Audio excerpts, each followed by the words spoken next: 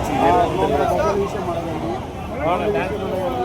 MLC పదవి అమరావతి కుటుంబాలకి ఒక సర్పంచ్ ఒక వార్డు మెంబర్ ఉండేది. నేను మొత్తం సర్వే చేస్తున్నాను. 4 జిల్లాల్లో ఉన్నాయి.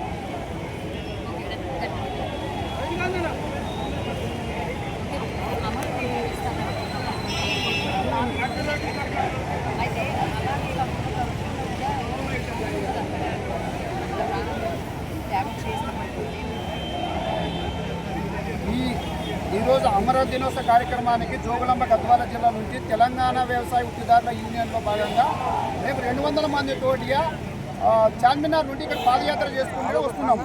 అందులో భాగంగా అమరులకు కోసము కుటుంబాలకు 200 గజాలు సిటీలు ఇస్తానని చెప్పారు. అదేవిధంగా ఎలక్ట్రానిక్ మీడియా వాళ్ళకు విలేకరులకు కూడా ఇస్తానని చెప్పినాడు.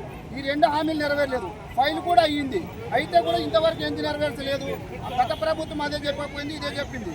మళ్ళీ ఒకటి, నీకు అంత చిత్తశుద్ధి ఉంటే అమరుల పైన కుటుంబాలకు నీవు ఉంటే బ్యాక్లాగ్ పోస్టులో ఉద్యోగం ఇస్తానన్నావు. ఎవరికి ఇచ్చావు? న్యాయమైన విలేకరులకు మహిళలుగా ఉన్న మీడియా మిత్రులకు కూడా నేను ఉద్యోగం కల్పిస్తాను అన్నావు.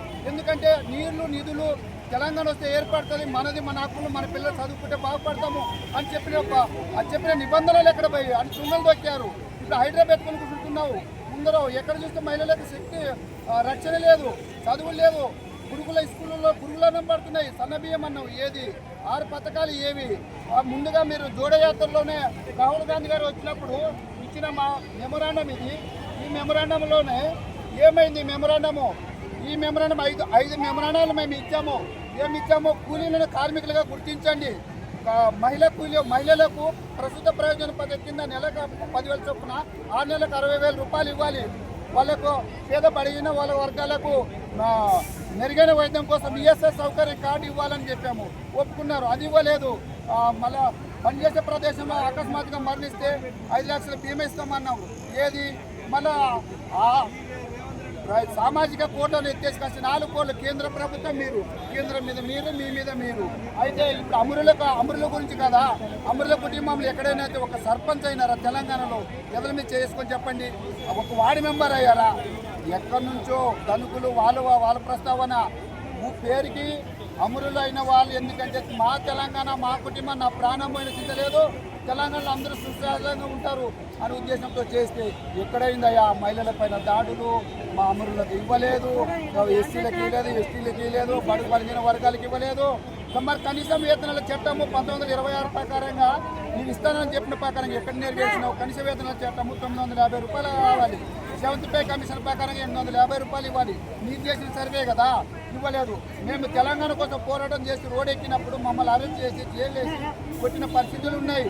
అయితే మేము ఎంతగానో మాట్లాడుతున్నామంటే ఈరోజు ఇక్కడ వచ్చిన ముక్కాడి జనము ఒక్క జిల్లా నుంచి కాదు, ఒక సిటీ ఒకటే కాదు, 4 మూల నుంచి యావత్తు తెలంగాణ 33 జిల్లాల నుంచి వచ్చారు.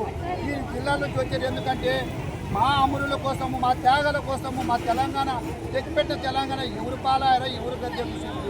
ఒకరి మీద ఒకరు చెప్తున్నారు. మేడిగడ్డ అంటారు, అది అంటారు, ఇది అంటారు. ఏది నెరవేర్చలేదు. 6 పథకాలు నెరవేర్చండి. కనీసం కూలీలను నైపుణ్యత గల కూలీలుగా గుర్తించండి. ఇదే చదువుకునే వాళ్ళు చేస్తారా? వ్యవసాయ పొలంలో చేయలేరు, వాళ్ళు చేస్తారు. కాబట్టి నైపుణ్యత గల కూలీలుగా గుర్తించండి. ఆరోగ్య బీమా కల్పించండి. మీరు అన్నట్లనే మళ్ళీ ఒకటి చెప్తున్నా, ఎలక్ట్రానిక్ మీడియా, ప్రెస్ మీడియా వాళ్ళకు కూడా మీరే చెప్పారు.